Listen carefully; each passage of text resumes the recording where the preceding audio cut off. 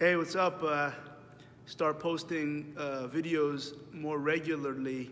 People start asking more questions, so it's be careful what I wish for, right? I always talk about just ask questions. If you ask questions, then the person can tell you exactly what you need. If you only tell them what they think they need to know, you're really just playing crap. So the tweet that I put out a couple of days ago about lactic intervals, first things first, of course, all intervals of all kinds are utilizing all the different energy systems.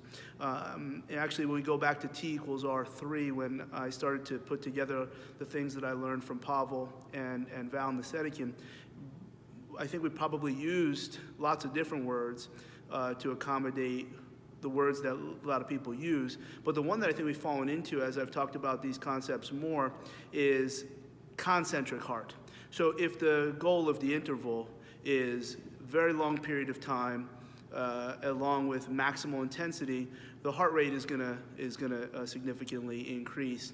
Where the focus of that type of interval is the concentric ability of the left ventricle to contract and punch out blood, whereas the lesser intense intervals will be focused more on the eccentric heart, where the left ventricle will go and it can fill more, but it's not going to punch out as much. And those are two very, very different things, and two things that are very, very, very important. So instead of thinking on long distance and intensity, let's think about what the heart is doing during these different intensities. And with that in mind, I don't think it's appropriate to comment on the quality of the intervals only by what's happening when you work. So for instance, if you're miserably out of shape or you have very, very short rests, then what might begin as something that's eccentric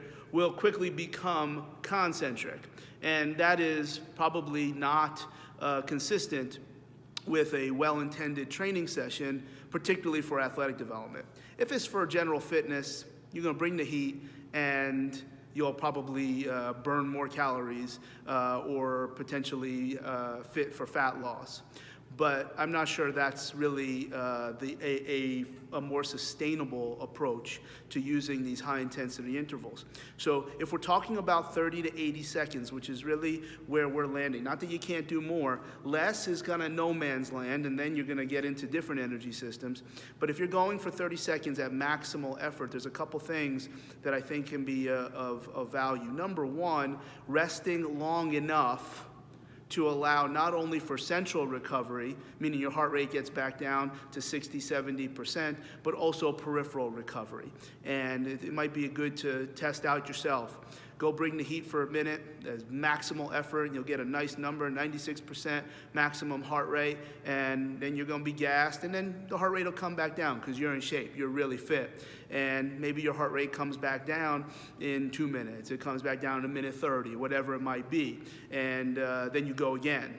And you might find that you will bring that same 100% effort, but we're not gonna get up to 96%.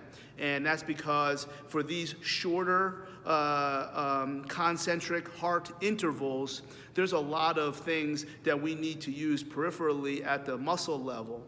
And really where a lot of this stuff in T equals R3 tracked back to is that if we're not consistent with the rest periods and understanding what the heart is doing in the sport-specific heart factors, then we may find that changes in recovery and subsequent motor control might be part of the reason for inconsistent performance, which can include lack of durability.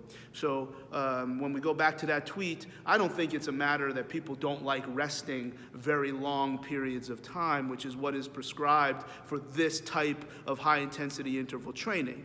You get the feedback all the time, 30 seconds on, 4 minutes off. Well, Charlie, my guys aren't going to rest for 4 minutes. I'm like, okay, well, I've found that when there's an effort of 30 seconds, maybe they're not going hard enough to the point where they need 4 minutes of rest. And I think that's probably more of the issue, where I don't know that for these long efforts, longer, meaning 30 to 80 seconds. And again, long can be defined in a lot of different ways. I'm just saying 30 to 80 seconds.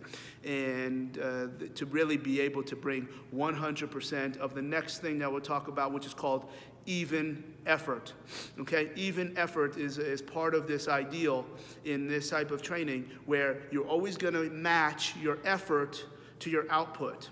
And if we find, at least in averaging out at particular intervals, so if it's 30 seconds, you're going to look at every 10 seconds and then average the 3. If you get out and blast out as hard and as fast as you can, it's very unlikely that you're going to keep that maximal output for the remainder of the 30 seconds. So you're going to get this curve, and we average it out. And it's also well found that is very hard to monitor improvement.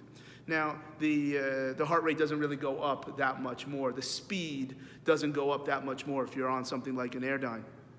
But if you play around with a couple intervals and you find even effort, so for that period of time, what is your maximum speed that you can keep relatively like this? Now you have an opportunity to find what's called maximum even effort. And from there, just anecdotally, we see that can go from 22 to 24 miles per hour. That can go from 22 to 24 miles per hour, where it used to require 4 minutes of rest, and now it only requires 3:30, because now your next interval is a test. Can you keep it there? We've done this with back squats, where it'll be 21, 23, 26. That's probably not heavy enough. If you see 21, 20, 22, that's a little bit closer. I don't know what these intervals should be in terms of decrement, and there's not enough anecdotal data, but the key is that we're trying to match the intensity of the concentric interval with this significant periods of rest. I'm not sure we're resting long enough, and I'm also, in these longer intervals, probably not, I'm pretty sure we're not going hard enough. You might get out in round 1 and round 2, and you're really bringing the heat, and then all of a sudden, this drop-off in 3 and 4 is so significant. And if you averaged out power output or speed, it's never adds up. It never adds up to if we're seeing even effort. And a lot of the stuff I just do on my own, whether that's scientific or not, things that I'm learning about my type of physiology, which is probably close to a lot of the individuals that I train in explosive team sports. If there's an easy message, rest longer, go harder, keep the highs high, keep the lows low. Go back to one of the mantras of Charlie Francis, one of the greatest of all time. And in T equals R3, there was a big link to understanding concentric heart, but also the intervals that make that lower cost and how that tracks back to the changes that we see in motor control and performance. And I think it really answers a lot of what we're looking for being recovered or being under-recovered.